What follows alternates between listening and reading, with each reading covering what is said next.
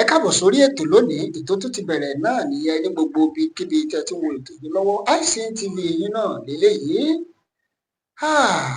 Ìránṣẹ́ Ọlọ́run alààyè tá a gbé wá lónìí, òdú ni wọ́n o, wọn kì í ṣàìmọ̀ olóko o. Ó yẹ kí n tún ṣe introduction ní gbogbo ìgbà torí ọ̀pọ̀lọpọ̀ èèyàn ló máa ń wò wá fún ìgbà àkọ́kọ́, torí ọ̀pọ̀lọpọ̀ àwọn èèyàn ṣẹ̀ṣẹ̀ ń rí wa fún ìgbà àkọ́kọ́ náà ni. Ṣùgbọ́n àwọn kan ti wà tẹ́ pé wọ́n ti mọ̀ wá, wọ́n ti dára wa lórí ètò yìí. Ṣùgbọ́n fún àǹfààní ẹ̀yin tẹ́ ń wò wá fún ìgbà àkọ́kọ́, ìránṣẹ́ Ọlọ́run alààyè tẹ́ ń wò lọ́wọ́lọ́wọ́, àwọn náà ni ìránṣẹ́ Ọlọ́run alààyè tá a mọ̀ sí wòlíì tó rí àánú gbà, prophet and a scientist. Ìránṣẹ́ Ọlọ́run ni wọ́n ti jónímọ̀ ìjìnlẹ̀. Ọ̀pọ̀lọpọ̀ a máa wò pé báwo ni prophet ti ṣe lè jẹ́ scientist, torí pé scientist ò gbọ́ Ọlọ́run gbọ́. Ìdí gan-an nìyẹn tá a ṣe gbé bàbá wá sórí ètò, torí pé Ọlọ́run gan ó sọnù ìwé mímọ́ pé wọ́n fi ohun aṣiwèrè ayé láti dààmú àwọn ọlọ́gbọ́n. Bàbá ẹ káàbọ̀ sórí ètò lónìí. Mo kí gbogbo ẹ̀yin tẹ́ ń wà jákèjádò àgbáláyé. Ọ̀rọ̀ àṣẹ leléyìí, torí Bíbélì wípé níbikíbi tí ọ̀rọ̀ ọba bá wà, ó ní níbẹ̀ ni àṣẹ wà. Mo rán àṣẹ Olódùmarè jáde sí ayé yín ní ìgbà méje lórúkọ Jésù. Ìgbà yín kó yí padà lórúkọ Bàbá, Ọmọ, Ẹ̀mí Mímọ́. Ayé yín kó yí padà. Ọwọ́ agbára Ọlọ́run tí fani gòkè téèyàn ò sì ní jábọ́ mọ́ lórúkọ Jésù kó fà yín gòkè. Gbogbo ẹ̀yin tẹ́ wà nípò àìsàn, ó yẹ gba àlàáfíà, ẹ gba àlàáfíà. Ẹ̀yin tẹ́ ń wojú Ọlọ́run fún oore lórúkọ Jésù, èrè kó ṣẹlẹ̀ láyé yín. Ògo ni forúkọ Olúwa Jésù Kristi Olúwa tó gbàlà wa. Ẹ ṣé o, bẹ́ẹ̀ ṣe ń darapọ̀ mọ́ wa lórí ètò, ẹ̀yin èèyàn tẹ́ ń wọlé yẹn, ẹ ṣé, mò ń rí yín tẹ́ ń darapọ̀ pẹ̀lú wa. Fún bí mo ṣe sọ ní ìbẹ̀rẹ̀ wípé bàbá jẹ́ wòlíì Ọlọ́run àti scientist. Wọ́n ti sọ ọ̀pọ̀lọpọ̀ ọ̀rọ̀ tó dẹ̀ sí ń wá sí ìmúṣẹ lọ́wọ́lọ́wọ́, ṣùgbọ́n ibi ìmúṣẹ yẹn kọ́ ni àwa ń lọ lónìí, bí kò ṣe wípé àwọn gbáǹkọ́gbì kan wà tí àwọn èèyàn mi ní ń béèrè lọ́wọ́ bàbá, òun náà bó tún ṣe wá sí ọ̀dọ̀ bàbá lónìí. Bàbá ẹ ti sọ̀rọ̀ nípa Sunday Igboho, ẹ sọ̀rọ̀ nípa Yorùbá Nation, tẹ́ pé inú mi dẹ̀ ń dùn pé bẹ́ẹ̀ ṣe ń sọ yẹn, àwọn èèyàn náà ń jẹ́rìí sí pé lóòótọ́ ni gbogbo nǹkan tẹ́ ẹ sọ ń ṣẹ. Ẹ tún sọ̀rọ̀ nípa àwọn lọ́balọ́ba náà.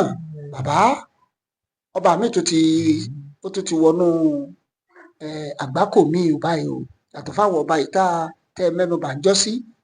Ọ̀rọ̀ tẹ́ ẹ ti sọ láti inú oṣù kọkànlá ọdún tó kọjá, ó sì tún ń ṣẹ lọ́wọ́lọ́wọ́ báyìí bàbá. Ó ní bọ́lọ́run ọba ọ̀run tí máa ń sọ̀rọ̀ nígbàanì, ó tún bá wa sọ̀rọ̀ bẹ́ẹ̀ lónìí. Ṣé rí bí Ọlọ́run ọ̀gá ògo ti ń sọ̀rọ̀ ní ìgbàanì? Ó lo àwọn wòlíì rẹ̀ nínú Bíbélì láti fi bá àwọn ọba sọ̀rọ̀. Gbogbo ìgbà tí Ọlọ́run bá ti fẹ́ rán iṣẹ́ sí ìlú nínú Bíbélì, àwọn wòlíì ló máa rán láti kéde fún àwọn ènìyàn. Bí àwọn ènìyàn bá wá gbọ́, wọn ó yè. Ṣùgbọ́n bí wọ́n bá kọ etí ikún tí wọ́n kọ̀, tí wọ́n dẹ̀ tẹ̀ sí ìmọ̀ ara wọn ní tòótọ́ àti lódodo, wọn ó parun. Ohun Olúwa náà ni pé ká ṣe ìkìlọ̀ fún àwọn ọba, more especially ní ilẹ̀ Yorùbá yìí. Olúwa dẹ̀ sọ wípé tí wọn ò bá gbọ́, ẹ̀rọ ọba ti ládé tí ó máa ṣe ẹ̀sín nígboro. Òun náà làwọn kan, láwọn ìṣẹ̀lẹ̀ tí ò tiẹ̀ àwọn ìṣẹ̀lẹ̀ táwọn èèyàn gbọ́rú ẹ̀ rí, pé wọn ó yẹ̀yẹ́ àwọn ọba. Òun náà ni nǹkan tó ń ṣẹlẹ̀ yẹn. Ọlọ́run dẹ̀ tún ṣe ìkìlọ̀ fún wọn pé àwọn àgbààgbà kan lẹ̀ Yorùbá lórí ọ̀rọ̀ tó wà nílẹ̀, òun sì máa lù wọ́n pa o. Bí èyí tó bá kọ̀, ó dẹ̀ ti ṣẹlẹ̀ náà, tó bá ń gbẹ̀yìn bẹ́bọ jẹ́, Ọlọ́run lòun sì máa lù wọ́n pa ní kọ̀ọ̀kan èjèèjì. So ìkìlọ̀ ni fún gbogbo àgbààgbà nílẹ̀ Yorùbá, fún gbogbo àwọn ọba nílẹ̀ Yorùbá. Ẹ gbọ́ ohùn Olúwa o, ẹ ṣe rere, ẹ má gbẹ̀yìn bẹ́bọ jẹ́ fún ìran àwọn ọmọ Yorùbá, torí pé ìran àwọn ọmọ aládé ni wá. Ìyẹn jẹ́ bó ṣe jẹ́ lórí ọ̀rọ̀ àwọn ọba nílẹ̀ Yorùbá. Bẹ́ẹ̀ ni ẹ̀dẹ̀ lórí ìpàdé àdúrà náà tẹ́ sọ pé Olúwa ní ká gbà lórí ọ̀rọ̀ Yorùbá. Ọ̀pọ̀lọpọ̀ ló ti ń pè mí, wọ́n ní personally, nígbà tí àwọn gba àdúrà yẹn fún ara àwọn tó ti pè mí, wọ́n ní cancer disappear, ẹnìkan ní paralysis, ẹnìkan láwọn ń wọ́ ọmọ pé ìgbà táwọn máa da ìpè yẹn síta, àwọn tiẹ̀ gbá gan fáwọn dúró sórí ìpè yẹn làwọn fi gbàdúrà ní tàwọn. Bàbá, ọ̀pọ̀lọpọ̀ àwọn èèyàn náà sọ fún mi pé kí n dúpẹ́ lọ́wọ́ yín fún oore ọ̀fẹ́ tí Ọlọ́run fún yín. Ṣé rí pàdé àdúrà ilé ìta ṣe ní February tó kọjá lọ yẹn? Ọ̀pọ̀lọpọ̀ iṣẹ́ àmì àti iṣẹ́ ìyanu ni Ọlọ́run ṣe káàkiri orílẹ̀-èdè àgbáyé nínú ayé àwọn ènìyàn. Kábíyèsí. Ó mú mi rántí orin yẹn, ó ní yìnyín fún orísun ìmúláradá, fún inú rere àti ìtọ́jú rẹ̀, fún dánilójú pé ò ń gbọ́ àdúrà. A dúpẹ́ fún ohun tí Ọlọ́run ṣe. Kánsà ó disappear nínú ayé àwọn èèyàn. Ọlọ́run wo àwọn tó ní arthritis, Ọlọ́run wò wọ́n sàn. Àwọn tó ní heart problem, Ọlọ́run wò wọ́n sàn. Àwọn tí wọ́n ń fẹ́ ìwé, Ọlọ́run gbà fún wọn. Mo gbọ́ àwọn testimony lóríṣiríṣi tó jẹ́ pé inú tèmi gan dùn, kí gbogbo ògo kó sì máa jẹ́ ti Ọlọ́run. Bíbélì náà wá sọ fún wa, ó ní tí ò bá sí iṣẹ́ àmì àti iṣẹ́ ìyanu, ó láwọn ènìyàn ò ní gbàgbọ́. Òmíì tó ń bọ̀ ní Máàcì báyìí, àwọn iṣẹ́ agbára tí Ọlọ́run fẹ́ ṣe ń bẹ̀, gẹ́gẹ́ bọ́lọ́run ṣe fi gbélé àwa lọ láti bẹ̀rẹ̀ ni pé every month tá a bá ti ń ṣe ìpàdé àdúrà la máa fún àwọn èèyàn ní ẹ̀bùn àwọn áńgẹ́lì, torí pé Ọlọ́run ló fi hàn. Bí Ọlọ́run bá ṣe ní nǹkan báyìí o, ẹ ṣe nǹkan báyìí sí, ẹ ṣe nǹkan báyìí sí o, ẹ lò báyìí, bọ́lọ́run ṣe fi rán wa nìyẹn. Ó dẹ̀ ń ṣẹlẹ̀ bẹ́ẹ̀, a dẹ̀ dúpẹ́ lọ́wọ́ Ọlọ́run. Ìpàdé àdúrà ńlá mi ló tó ń bọ̀ ní March 14 yìí, mystery impartation. Bàbá ẹ sọ̀rọ̀ náà nípa Amẹ́ríkà, ṣùgbọ́n inú mi dùn pé nínú ìpàdé tó kọjá yẹn, bí Trump àti administration rẹ̀ bí gbogbo nǹkan ṣe dipò lágbára tó ti fẹ́ mọ̀ di kíní l'Amẹ́ríkà, àwọn èèyàn sì give testimony pé wọ́n ń fún àwọn ní dọ́kúmẹ́ǹtì ìwé ìgbélùú. Bàbá ó yà mí lẹ́nu pọ̀. Ẹ ṣe rí àwọn kan tiẹ̀ wá, èmi ò tiẹ̀ mọ̀ pé nǹkan yẹn possible. Ìgbà tẹ́nìyẹn sọ testimony náà ni mo mọ̀ pé possible. Ó lóun ò lọ ṣe interview pé wọ́n wá fún òun ní ilé ni. Bọ̀tò lọ́pọ̀lọpọ̀ kéèsì tí màá ń gbọ́ pé wọ́n á pè wọ́n fún ẹni lóun ò ṣe interview rárá, inú ilé ni wọ́n ti wá fún òun. Mo dẹ̀ gbàládùá gbogbo ẹ̀yin tẹ́ wà nírú ipò yìí lọ́wọ́lọ́wọ́, májẹ̀mú Ọlọ́run tí ń gbáre fúnni nínú ayé téèyàn ò sì ní ṣe làálàá, ó máa gba ìwé tìyín náà fún yín lórúkọ Jésù. Iṣẹ́ rísà ìjìnlẹ̀ Ọlọ́run ni. Àwọn nǹkan mìíràn máa ń wà tó jẹ́ pé wọ́n máa ń pè ní emergency mode. Ṣé tí a bá rí pẹ́lòmíì wà ní ipò emergency torí pé inú mi ò dùn kí wọ́n sọ pé wọ́n deport àwọn èèyàn wá sílé, kí ló wà nílé ní Nàìjíríà kan fẹ́ wá dé bá? Ẹni tó ti kúrò Nàìjíríà fún bí 20 ọdún tẹ wá ní ká máa gbé bọ̀ lápá ìyáká, kì í dẹ̀ ṣe pé wọ́n ó tún wá gbé wá lásán o. Bó bá jẹ́ aṣọ tó wọ̀ sọ́rùn báyìí àti bàtà tó bá ti wà lára ẹjọ́ ń bọ̀ Nàìjíríà ni. Kí wá ní gbogbo property gbogbo nǹkan kan nílùú òyìnbó, àkáǹtì wo nìyẹn wà? Òun la ṣe ń gbàdúrà eléyìí tó bá kan ká lo ìjìnlẹ̀ Ọlọ́run fún un, kí ẹ̀tọ́ rẹ̀ sáti ẹ̀tẹ́ lọ́wọ́, a máa lò fún un. Ọlọ́run dẹ̀ máa jẹ́rìí rẹ̀. So bọ́rọ̀ yẹn ṣe jẹ́ nìyẹn. Ṣé ní ti Yorùbá nation náà ẹ ti gbàdúrà àsọtẹ́lẹ̀ yẹn ẹ dẹ̀ ti sọ wípé káwọn èèyàn lọ fọkàn balẹ̀ bàbá ẹ túbà tó lọ́pọ̀lọpọ̀ àwọn míín wò wá fún ìgbà àkọ́kọ́ ẹjọ́ ẹ kàn túbà torí ẹ ti sọ tẹ́lẹ̀ mi ìfẹ́ ká tiẹ̀ mẹ́nu bàbẹ̀ yẹn rárá lónìí, ṣùgbọ́n fún àǹfààní àwọn tó wà fún ìgbà àkọ́kọ́ ẹ kàn bá ń fún wọn, ẹ bá ń sọ májẹ̀mú Ọlọ́run yẹn fún wọn pé Yorùbá nation máa possible. Ṣé rí Bíbélì sọ wípé ẹ jẹ́ kí n tiẹ̀ kọ́kọ́ kọrin fún ọmọ Yorùbá tó gbọ́ jákèjádò àgbáyé.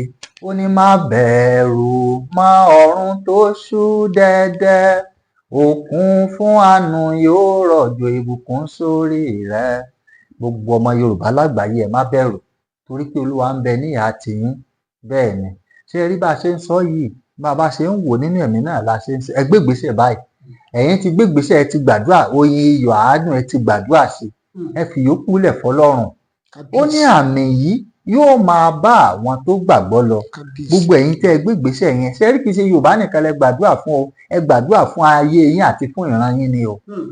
Àdúrà yẹn ò lọ lásán o. Ọ̀pọ̀lọpọ̀ àwọn èèyàn ti pè é, ẹnìkan náà pè láti South Africa tẹ́ pé wọ́n ti ń jẹ́rìí pé inú àwọn dùn fún prógrámù tá a ṣe lọ́jọ́ ìpá àwọn lo oyin àti yèpẹ̀ yẹn làwọn fi gbàdúrà wípé àwọn dẹ̀ rí ìyanu.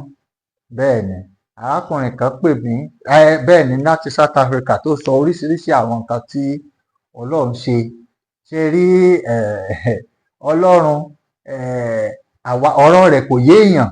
Àwa má rí di ni. Kábíyèsí bọ́lọ́run wọ́n bá ọrùn tí máa ń sọ sẹ́rí nǹkan tó wà ní ọ̀rọ̀ Ọlọ́run ni pé ìwọ sáà gbọ́ràn. Ìjìnlẹ̀. Tọ́lọ́run bá ní lọ mú kọ́ọ̀pù omi, ó yá máa mu omi, ìwọ mú. Òun ló mọ nǹkan tó fẹ́ ṣe, tó ní èmi ni Ọlọ́run gbogbo ẹran ara. Ó ní sọ nǹkan wà, ìbéèrè ló bi wá. Tó bá jẹ́ pé nínú ọkàn rẹ o bá mọ̀ pé nǹkan wà tí Ọlọ́run kò lè ṣe, kò ní ìdí kò tiẹ̀ wulẹ̀ pè. Ṣùgbọ́n tó bá mọ̀ pé nǹkan kan kò sí nǹkan kan tí Ọlọ́run ò lè ṣe, àwọn yẹn là ń bá sọ̀rọ̀. Ẹ gbé ìgbésẹ̀ tó Olúwa ní kẹ́ gbé, kẹ́ wo ibi tí ìran ọmọ Yorùbá máa wà.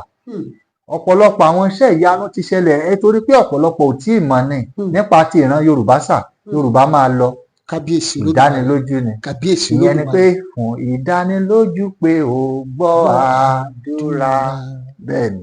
ẹ ṣé bàbá àwọn èèyàn míì náà tó ń wò wá fún ìgbà àkọ́kọ́ ẹ ti sọ̀rọ̀ lórí pé fáírọ́ọ̀sì kan ń bọ̀ láìpẹ́ bẹ́ẹ̀ ni ó dẹ̀ ti ń farahàn torí gbogbo ìwé ìròyìn pé kí ló ni ti ń iṣẹ́ gbé ti wà ní China.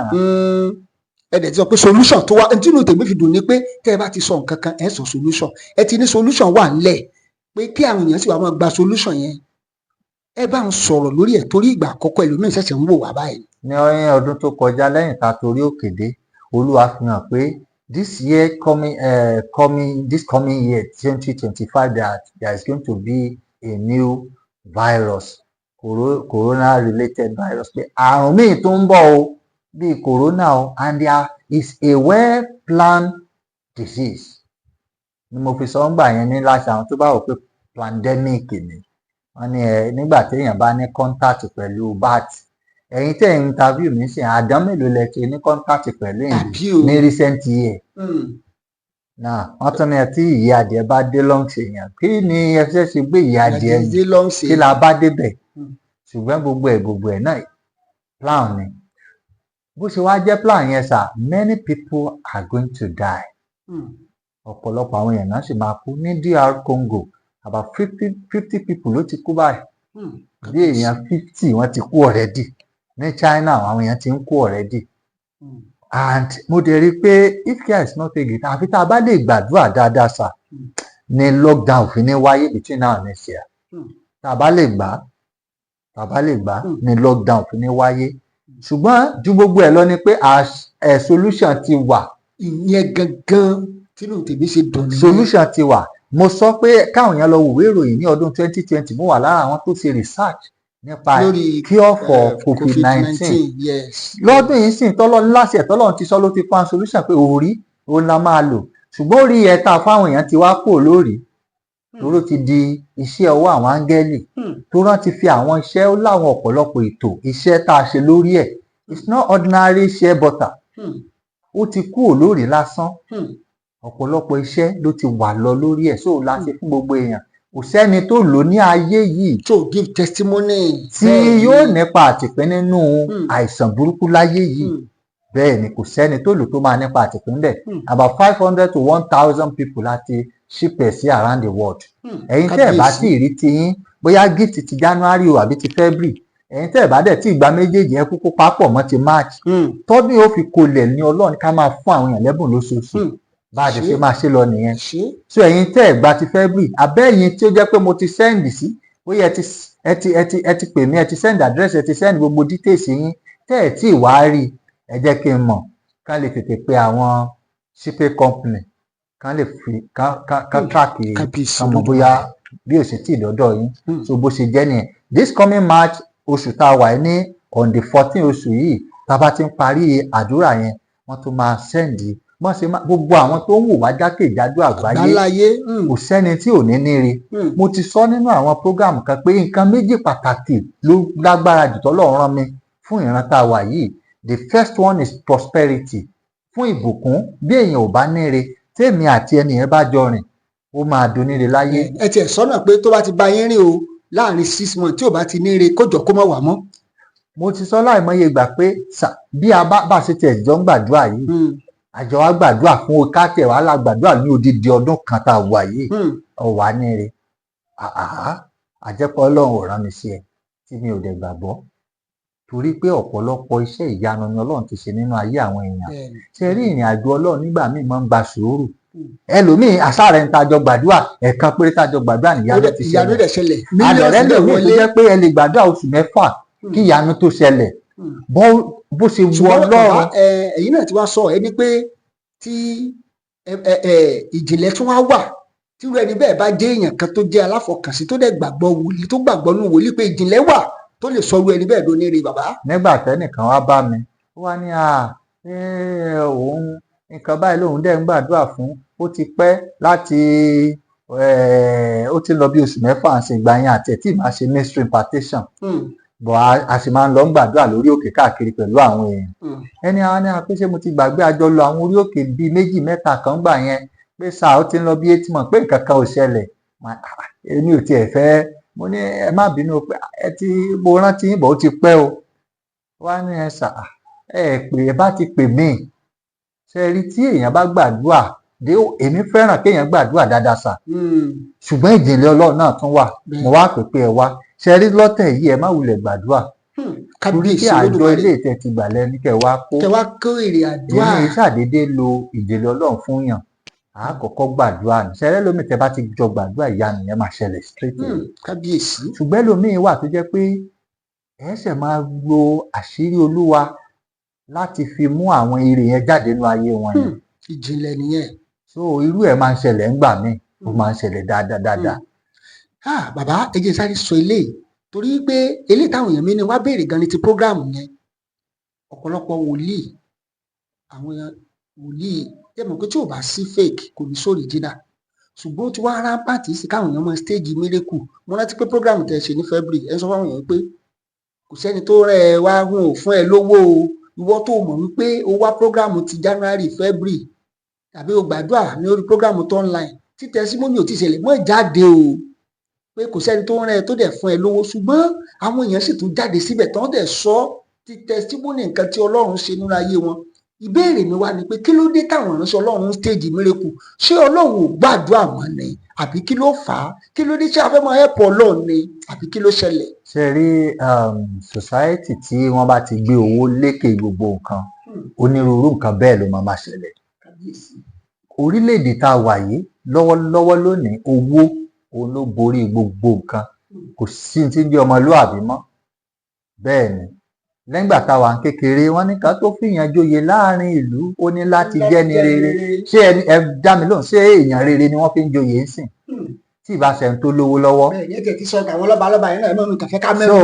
Tí olówó bá ń du oyè, tí ẹni rere ń du oyè, ó ṣú ọ̀pọ̀ owó olówó ló máa já mọ́. The same thing applicable to church, the same thing applicable to the men of God, because owó ni ọ̀pọ̀lọpọ̀ torí pé greediness. Bíbélì ni ẹ tètè kọ́kọ́ máa wá ìjọba Ọlọ́run, ó ní àti òdodo rẹ̀, ó ní gbogbo eléyìí tó bá kù a máa fi kún fún yín. So ọ̀pọ̀lọpọ̀ náà ń ṣe fake miracle láti attract people ni. Pégbà tí ẹni tí ó fòdì apá rẹ̀ sínú tó wá sọ pé apá ti nà, the same person a tún rí ní another church apá ká sínú ó tún nà, the same person. Ayé ti dayé íńtánẹ́ẹ̀tì náà. So ó yẹ káwọn náà lo initiative wọn pé bọ̀ à ń rìkọ́dù gbogbo ìṣẹ̀lẹ̀ tó ń ṣẹlẹ̀ yìí. So gbogbo nǹkan yẹn ló fà á tí ọ̀pọ̀lọpọ̀ fi ń ṣe fake miracle. Ẹ tiẹ̀ máa ń sọ náà nínú prógráàmù yìí bàbá pé gbogbo nǹkan tẹ́ ẹ̀ máa ń sọ yẹn káwọn èèyàn lọ mọ́ dọkumẹ́ǹtì ẹ̀ sílẹ̀ o. Ayé íńtánẹ́ẹ̀tì láwa. Wípé ẹ̀yin bìlíìfù nù seeing is believing, pé bọ́rọ̀ sáyẹ̀nsì ṣe rí nìyẹn, pé ẹ̀rí kó máa jẹ́ mi ìṣó ni gbogbo nǹkan tẹ́yìn máa ń sọ. Ṣé fẹ́ gbọ́ nǹkan tí mo fẹ́ sọ? Ṣé rí mo sọ̀rọ̀ kan mo ní nígbà ayé Ayọ̀ Babalọ́lá, àwa ò sí láyé ńgbà yẹn. Ọ̀pọ̀lọpọ̀ iṣẹ́ àmì àti iṣẹ́ ìyanu tó ṣẹlẹ̀ nígbà táwa sì kéré, afọ́júlajú arọ́rìn o. Ọ̀pọ̀lọpọ̀ iṣẹ́ ìyanu yẹn gangan tó jẹ́ original mélòó lẹ ti rí láyé ìsìn. Ṣùgbọ́n ẹ̀mí Ọlọ́run sọ fún mi pé òun fẹ́ bẹ ìran yìí wò, this generation tá wà lọ́wọ́lọ́wọ́, ó lóun fẹ́ bẹ̀ wọ́n wò gẹ́gẹ́ bí akọni ẹlẹ́rù, and it's going to take a new dimension. Ìjìnlẹ̀ Olódùmarè. Bí Ọlọ́run ti bá Ábúráhámù rìn kò bá Mósè rìn bẹ́ẹ̀, kò bá Dáfídì gan kò bá rìn bẹ́ẹ̀. Ọ̀rẹ́ Ọlọ́run ni, àyàn ẹni bí ọkàn Ọlọ́run, ṣùgbọ́n ọ̀tọ̀ọ̀tọ̀ ló fi ń bá wọn rìn. Ó farahàn kan gẹ́gẹ́ bí Jèhófà, kò farahàn ẹlòmíì bẹ́ẹ̀. So generation tá a wà yìí kì í ṣe tàwọn Ayọ̀ Babalọ́lá, ṣùgbọ́n ìmísí wọn náà ló wọnú gbogbo àwa tá a wà ní ìsìn, tá a gba Ọlọ́run àpọ́sù Ayọ̀ Babalọ́lá gbọ́, tá a gbàgbọ́ nínú ìpè tọ́lọ́run pé Moses Orímọládé, torí a mọ̀ pé nítòótọ́ àti lódodo àgbà ọ̀run làwọn ẹni tá à ń sọ yìí. Kábíyèsí Olódùmarè. Ẹ̀dá tó yàtọ̀ nú ayé ni wọ́n. So nǹkan tọ́lọ́run rán wọn náà ni pé ẹ lọ sí gbogbo ayé gẹ́gẹ́ bí Bíbélì ṣe sọ nínú ìwé Àìsáyà, ó ní láti kéde ọdún ìdásílẹ̀, láti tú àwọn òǹdè sílẹ̀, to set the captivity free, láti wo aláìsàn sàn. Ní ìsìn báyìí ní generation tiwa Ọlọ́run tún wá rán wa bíi tí mò ń sọ lẹ́ẹ̀kan pé ohun tí Ọlọ́run rán mi wá fún is in 2 categories. A is prosperity, bí èèyàn bá tòṣì jẹ́ àjọ rìnrìn àjò láàrin ọdún kan, bó o bá ti ní ire má wá sọ́dọ̀ mi mọ́. That is number 1. The second one is healing. òun ni mo fi sọ nípa ti àṣírí ìjìnlẹ̀ tọ́lọ́run fi hàn nípa ti ilé ìwòsàn tọ̀run. Mi ò ní ṣàlàyé jù lórí ẹ̀. Tọ́lọ́run fi hàn mí pé kò sí aláìsàn tá a bá kọ́ ilé ìwòsàn yìí tán sà, a sì máa embark on it. ní Nàìjíríà. Ní Nàìjíríà kò sí aláìsàn tí wọ́n bá gbé wọbẹ̀ nínú ayé yìí tí ò ní gba pé ìwòsàn. kò sírú àìsàn ọ̀hún Kò sírú lágbàáyé. àìsàn ọ̀hún torí àwọn ìjìnlẹ̀ bí wọ́n ṣe fi describe bí ilé ìwòsàn yẹn ó ṣe rí pé bẹ́ẹ̀ ló ṣe wà ní ọ̀run. Àwọn ni àwọn tí wọ́n bá ṣàìsàn tí wọ́n máa ń dá ṣàìsàn lójú ikú tí wọ́n lálàá pé ẹnìkan gbé àwọn wọnú ibì kan tí wọ́n á máa describe. Àwọn áńgẹ́lì Ọlọ́run dẹ̀ sọ kalẹ̀. We are going to invest in it, sir, Kábíyèsí rẹ̀ Olódùmarè. because ìran yìí gbọ́dọ̀ ní ìrírí ìbápàdé Ọlọ́run. Lára nǹkan tí mo sọ pé àwọn arọ ń rìn gbogbo ẹ̀ ń rìn, kò síbẹ̀ ṣe lè gbàdúrà ẹni tí wọ́n ti amputate ẹsẹ̀ rẹ̀, ẹsẹ̀ yẹn ò ní wù. But ntọ́lọ́run fi gbé technology lé wa lọ́wọ́ ni pé with technology, sir, wọ́n máa ní ẹsẹ̀ Kábíyèsí Olódùmarè. níbi tán wọn ẹ rọra cut tissue a gbé lọ sí laboratory, wọ́n á fi create another flesh, wọ́n á create ẹ̀ fún wọn and it's going to function normally gẹ́gẹ́ bí eléyìí tọ́lọ́run dá láti bẹ̀rẹ̀. A lè create ojú fún ẹni tí ò ríran rárá. Kábíyèsí Olódùmarè. Lẹ́sì tí Ọlọ́run fi hàn wá nìyẹn pé with spiritual and the technology ntọ́lọ́run gbé fèmí lèmi ń sọ ìsà. Ẹ dẹ̀ máa ń sọ náà. We are going to heal the world. Bẹ́ẹ̀ni. Tẹ́ ẹ bá lórí Facebook page mi kì í ṣe pé sìn tí mo ń sọ̀rọ̀ online, it has been there for years, more than 10 years ni mo ti ń sọ. Àsìkò yẹn ló dẹ̀ tó yìí. We are going to invest in the spirituality aspect and the physical, the healing, láti wo ìran yìí sàn. That Kábíyèsí is it. Olódùmarè. Àwọn tí Ọlọ́run rẹ̀ mi wá fún nìyẹn. Kò sí ìjọ Ọlọ́run tí mo dé nínú ayé tí ìjọ yẹn ò ń yí padà sí rere.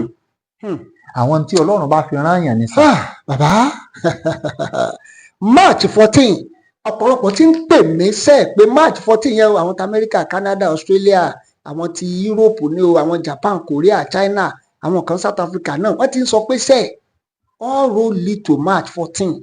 Bàbá irú àwọn èèyàn wo ló wọlé ni Ọlọ́run fẹ́ bá pàdé ní March 14 yìí? Fẹ́rí mo ti sọ fún ọ̀pọ̀lọpọ̀ kì í ṣe pé kò sáàyè story because assignment pọ̀ wájú mi. Kábíyèsí rẹ̀ Mo ní Olódùmarè. assignment ní Lagos State bá a ṣe ń sọ̀rọ̀ lọ́wọ́lọ́wọ́ yìí. Ẹ ti sọ náà pé Lagos State tó ti approve mú mission again. Bẹ́ẹ̀ni mo láwọn tí mo attend sí l'Amẹ́ríkà, mo ní àwọn èèyàn tí mò ń pray fún all over the world. Kábíyèsí A rẹ̀. tún ní àwọn special cases tó jẹ́ spiritual cases pé èmi personally Ẹ gbọ́dọ̀ tún láwọn student tẹ̀ ń mo kọ́ gbọ́dọ̀ nínú torí ìjìnlẹ̀ wọn náà. mo gbọ́dọ̀ torí àwọn èèyàn bẹ́ẹ̀ lórí òkè, àwọn kọ̀ọ̀kan bẹ́ẹ̀ wà nínú ayé pé Kábíyèsí torí rẹ̀. wọn á lórí òkè á ṣàwọn iṣẹ́ Kábíyèsí. ìjìnlẹ̀ Ọlọ́run kan.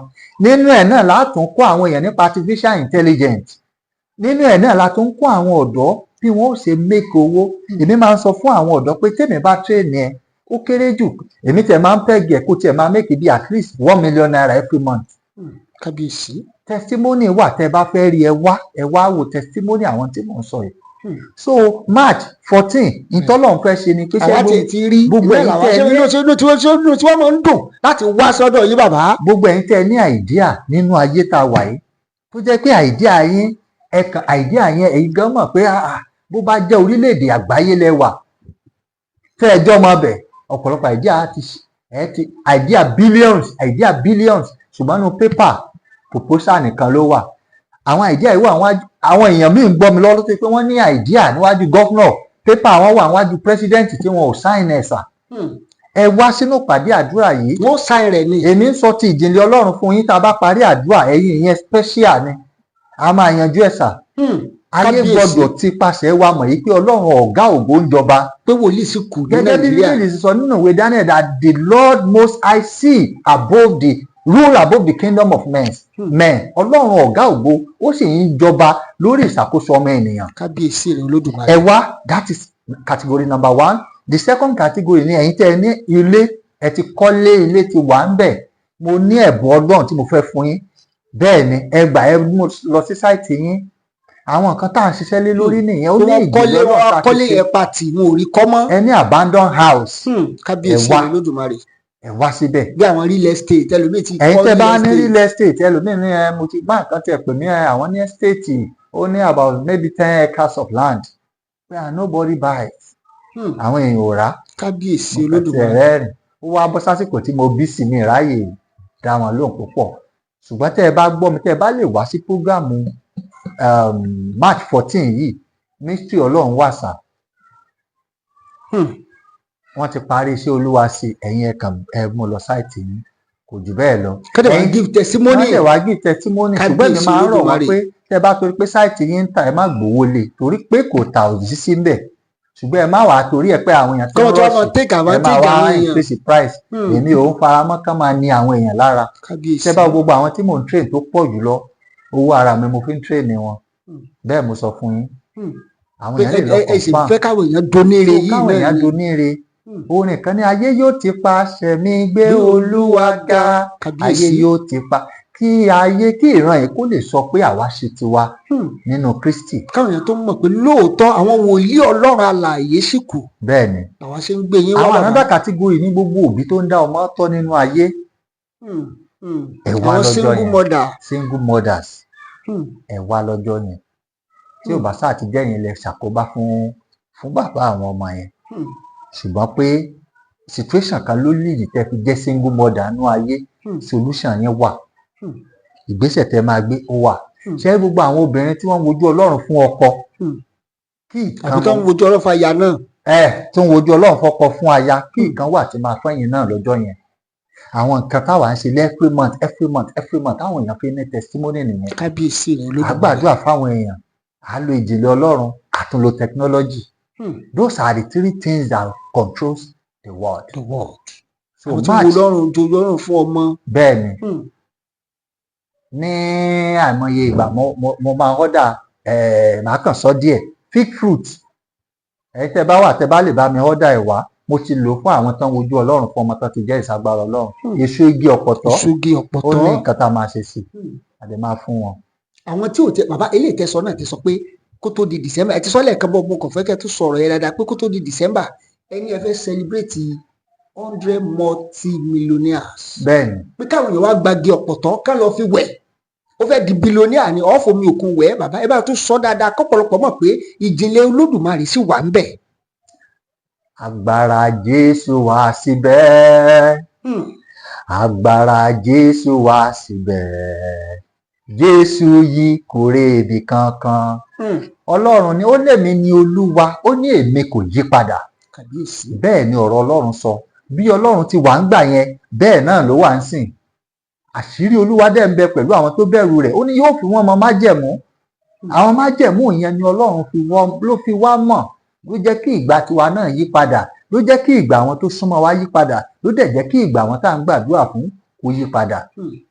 so àṣírí Olúwa ni à ń lò fún gbogbo àwọn nǹkan tá à ń sọ yìí ìjìnlẹ̀ Ọlọ́run ẹ̀kúnrẹ́rẹ́ agbára Ọlọ́run òun ni nǹkan ìgbésẹ̀ yẹn làwa ń gbé ní gbogbo ìgbàsà. so March 14 yẹn iṣẹ́ agbára máa ṣe láàrin aago 10 àárọ̀ sí aago 2 ọ̀sán ni. ẹ̀dẹ̀ mọ́ sọ́nà pé tó bá ti parí kí kálukú tètè mọ́ gbabi iṣẹ́ rẹ̀ lọ ká tètè lọ́ mọ́ dágbára Ọlọ́run yẹn wò ní sà. ẹ lọ Ọlọ́run ò ní kéèyàn má dágbára rẹ̀ wò ẹ lè dán wò tí ìbá ti ṣe pé bóyá o fẹ́ máa dé ìdánwò pé kéèyàn máa dọ́lọ̀ ò ní pé kó máa ṣùgbọ́n pé Ọlọ́run ṣe nǹkan báyìí let me go and manifest. ẹ lọ kẹ lọ ṣe rere ni. ṣé bàbá mi fẹ́ gbà yín lákòókò torí ọ̀pọ̀lọpọ̀ títí ń pè ẹ̀yẹ tẹ́ ẹ̀dẹ̀ máa ń pè náà tẹ́ sọ pé bàbá ò gbé ẹ̀ má bínú àwọn èèyàn tó ń pè lójúmọ́ ní ojúmọ́ wọ́n fẹ́ tó 1000 kan tí kálukú náà wá solution sí ọ̀rọ̀ ayé ẹ̀ bàbá náà dẹ̀ ti sọ pé Ọlọ́run ló rá wọn ló ṣe àwọn bẹ́ẹ̀ wípé ntọ́lọ́run sì gbé láwọn lọ́wọ́ òun làwọn ń ṣe yẹn o ẹlòmíì lè ní ẹ torí ẹnìkan tiẹ̀ pè mí ségi ọ̀pọ̀tọ́ yẹn tiẹ̀ bá Bíbélì mu ẹ̀gbọ́n bàbá torí ẹnìkan pè mí ségi ọ̀pọ̀tọ́ yẹn bá Bíbélì mu why is he talking like that he's talking like maybe he's herbalist ẹ̀gbọ́n bàbá.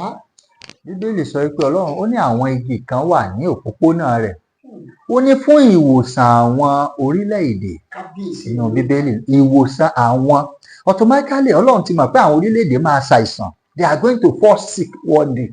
ó ti wá create solution yẹn ó ní látètè kọ́ṣe ni ọ̀rọ̀ wà pẹ̀lú Ọlọ́run gangan sì ni ọ̀rọ̀ náà Bíbélì wípé ọ̀rọ̀ náà sì di ara ó ló ń bá wa gbé the same ọ̀rọ̀ yẹn náà ló ń gbénú wa bá a ṣe ń sọ̀rọ̀ lọ́wọ́lọ́wọ́ yìí ìjọ tí ọ̀rọ̀ bá ti jáde nínú ayé èèyàn ìjọ náà ni ayé ẹ̀dá ti dòfo ìjìnlẹ̀ Ọlọ́run ni ó wà nínú ewé ó dẹ̀ wà nínú egbò ṣe rí gbà tí àwọn èèyàn tí wọ́n ti ń fi ewé àti egbò tí wọ́n ti fi ń ṣiṣẹ́ burúkú Ọlọ́run ti remove agbára ewé àtegbò òun ló ti jẹ́ pé ọ̀pọ̀lọpọ̀ àwọn nǹkan yẹn ò ṣiṣẹ́ bíi tìgbà yẹn mọ́ ṣùgbọ́n àṣírí ṣe rí mà míì tá a bá lọ tọ́lọ̀ bá ní ẹ lọ mú bọ́ká sọ pé ẹ mú ewé efinrin wá ẹ lọ ka sáàmù báyìí sí to restore the holding power the holding glory agbára sì wà nínú ewé àti egbò tí ẹ bá mọ Kábíyèsí ọ̀rọ̀ Ọlọ́run Olódùmarè. tí ẹ lè kà sí lẹ́yìn àdúrà tá a fẹ́ máàcì tá a fẹ́ ṣe yìí sà Ọlọ́run tó fún mi láṣìírí mi mo fẹ́ lò àníṣe a gbọ́dọ̀ raise àwọn multi-millionaires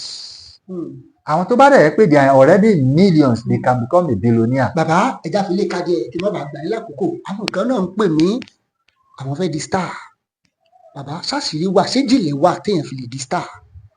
ọmọ kan wà tí ó mọ̀ nípa science and technology à ń mú lọ sókun ní ọjọ́ sátidé báyìí mo sọ fún màmá ọmọ yẹn mo ní mo fọmọ yín lóṣù mẹ́fà mo ní kì í ṣe pé èèyàn ń gbéraga ntọ́lọ́run sọ fún mi ni ṣé ẹ rí sà mi ò déédéé dá táìmù fún yàn Ọlọ́run ló fún mi láṣìírí yẹn tẹ́ bá ṣàkíyèsí tọ́lọ́run bá ní kí n sọ fún yàn pé ní ọjọ́ méje ló máa ṣẹlẹ̀ bọ́ ó mi ò ní ṣàdédé sọ so mo sọ fún ìyá ọmọ yẹn pé oṣù mẹ́fà sí àkókò yìí ẹ wo bí ayé ọmọ yìí ò ṣe rí ó máa tẹ̀lé wa lọ sí àjọ máa lọ ṣiṣẹ́ kan lókun ní ọjọ́ sátidé Kábíyèsí Olódùmarè. kí ẹ wá wò bóyá ìgbà ìran tí wọn ò ní yí padà nínú ayé Kábíyèsí. ṣé àwọn èyí ó wà bẹ́ẹ̀ lóríṣiríṣi mo mọ nǹkan tí àwọn ọ̀dọ́ lè ṣe ṣé ẹ rí kìí ṣe pé bá a ṣe ń sọ̀rọ̀ yìí mo ti sọ pé kí ìkànnì àwọn tó ń gbọ́ wa níjọ́ kan ẹnìkan ìránṣẹ́ Ọlọ́run tí ẹni ní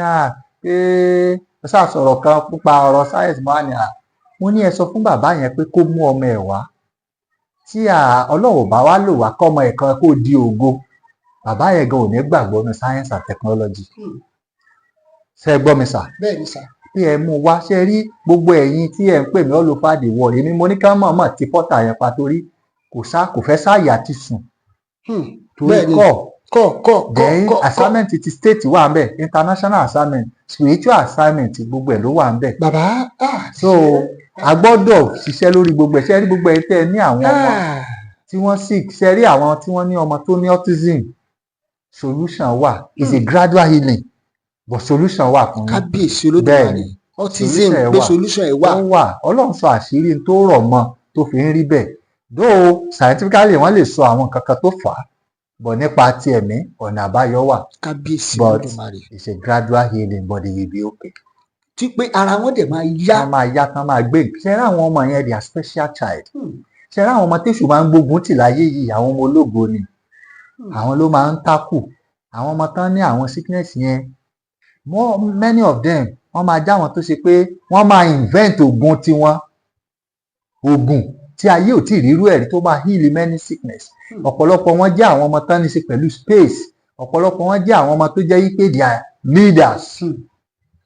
bàbá ẹ ṣe torí fúngbà àkọ́kọ́ ọ̀pọ̀lọpọ̀ tó ń wò wá lórí ọ̀rọ̀ ẹ ti ń sọ pé lọ́dún yìí ìyanu kan fẹ́ ṣẹlẹ̀ láfíríkà tí ò ṣẹlẹ̀ rí. ìyanu máa ṣẹlẹ̀. lórí ọ̀rọ̀ space. bẹ́ẹ̀ ni. mi torí mo mọ̀ pé mo ti gbà yín lákòókò. ṣe rí lórí ọ̀rọ̀ space yẹn màá kàn sọ ní kúkúrú torí àwọn tó ń pè mí pé àpáta ńlá kan ń fò kọjá lọ ó fẹ́ jálu ayé o láìpẹ́ torí bá a ṣe ń sọ̀rọ̀ ọ̀pọ̀lọpọ̀ àwọn òkúta ńláńlá àpáta ńláńlá ló ń fò kiri nínú òfurufú bá a ṣe ń sọ̀rọ̀ ṣùgbọ́n gbà tí àwọn onímọ̀ ìjìnlẹ̀ sáyẹ́ǹsì wò ó ilé tó ń bọ̀ lọ́nà ayé tá a wà yìí kò lè rí lè ó kàn máa gbẹ̀gbẹ́ ayé kọjá ni kò ní jálu ayé tá a wà yìí torí nínú òfurufú mo ti sọ ọ̀pọ̀lọpọ̀ gold silver diamond tó wà expensive ju àwọn táyé yìí lọ ló wà nínú space àwọn remnant lélẹ̀ tá a rí nínú ayé ara rí sì yẹn làwọn náà ṣe gbìyànjú àti lọ nínú space tá a bá tiẹ̀ rí díẹ̀ náà àwọn gold yẹn náà mú wá sílé ayé káwa náà tà ká fi ṣiṣẹ́ olúwa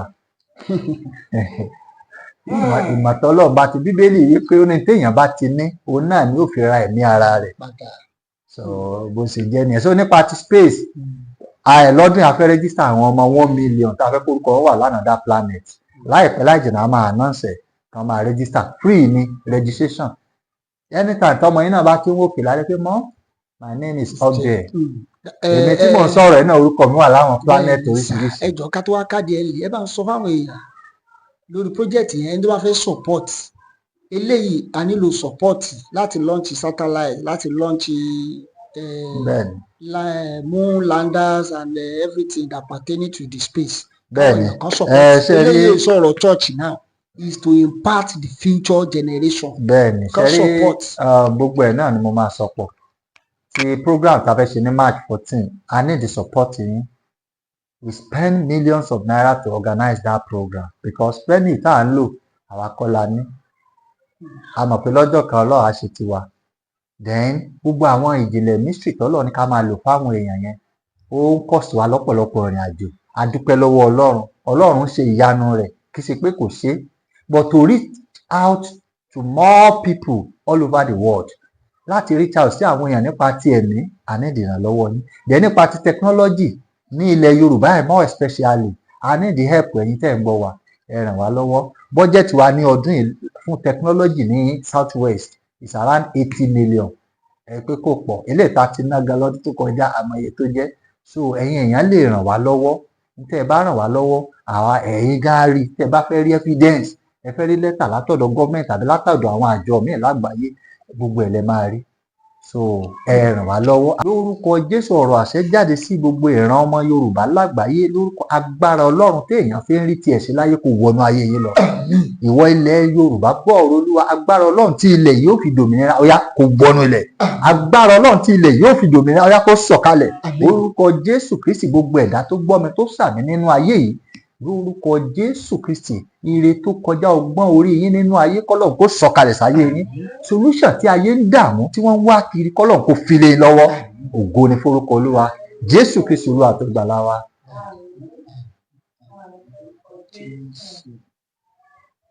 Ẹ ṣé o bàbá, inú wa dùn púpọ̀ púpọ̀. A ó tún máa rí yín bá o. Ẹ ṣé. Ẹ̀rọ ìbánisọ̀rọ̀ bàbá òun náà lẹ̀ ń wò lójú ìwòran yín yẹn fún àǹfààní ẹ̀yin tẹ́ fẹ́ wá sí program tó ń bọ̀ ní March 14. Ibi tí wọ́n lò ní last month náà ni wọ́n tún máa lò, Emerald Event Center. So òun náà lẹ̀ ń wò lójú ìwòran yín yẹn. Ẹ ṣé o gbogbo ibikíbi tẹ́ ti ń wo ètò wa iSeen TV for physical deliverance, spiritual deliverance. Òun náà ni ẹ mọ ìkànnì iSeen TV sí, pé káwọn èèyàn kan lè bọ́ kò nínú àjàgà gbogbo.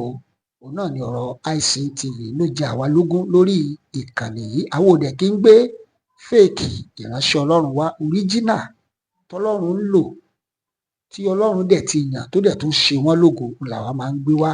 Ẹ ṣé o tẹ́ ń tẹ́tí sí wa ní gbogbo ìgbà.